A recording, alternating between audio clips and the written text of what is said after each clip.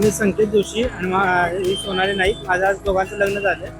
आज आमच्या मित्रमंडळी प्रिन्स क्लब कसबा आणि माझ्या संकल्पनेतून कोल्हापुरातले रस्त्याचे काम आहेत, त्याच्यावरती प्रशासनाचं एक लक्ष द्यावं यासाठी आमच्या दोघांनी मिळून वरात काढलेली आहे. आणि कोल्हापूरले रस्ते जरा चांगले व्हावेत त्याच्यासाठी आमच्या मित्रमंडळाने वरात काढली.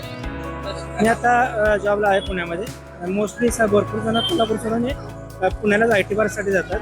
IT पार्क कोल्हापूर व्हावा असं पण इच्छा.